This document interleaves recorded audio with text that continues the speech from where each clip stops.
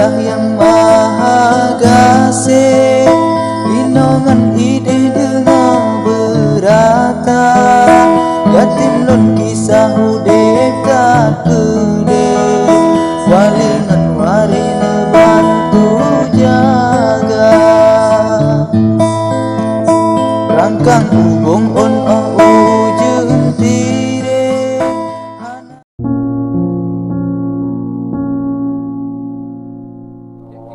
Kalau rohnya beda alhamdulillah kan, dan alhamdulillah rohnya kita berhadapan langsung kayu kan.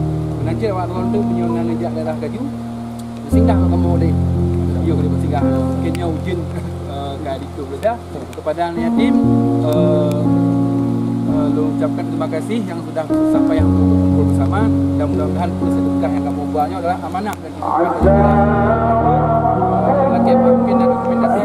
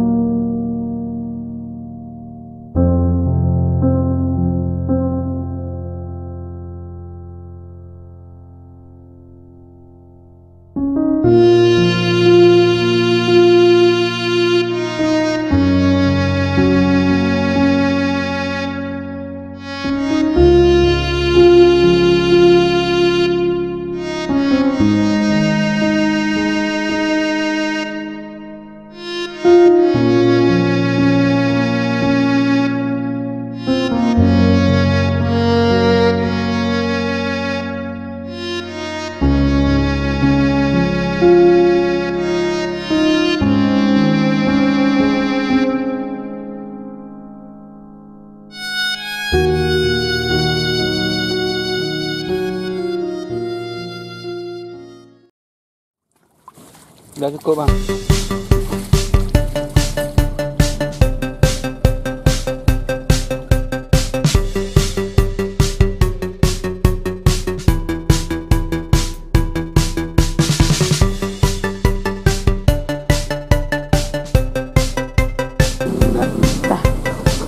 Kita masak mie langsung dalam mobil.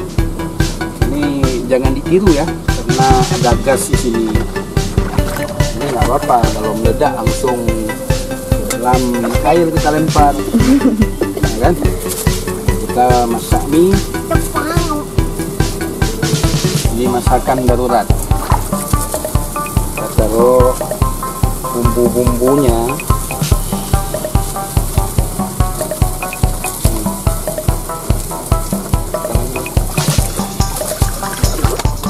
Nah, ini kita masak Indomie ya. Nah, Indomie ini dimanapun dia enak. Cuma mana kita aduk? Jangan kita aduk. Mungkin kita aduk lupa sendok. Ini kita aduk supaya kuat rasanya. Penting enak.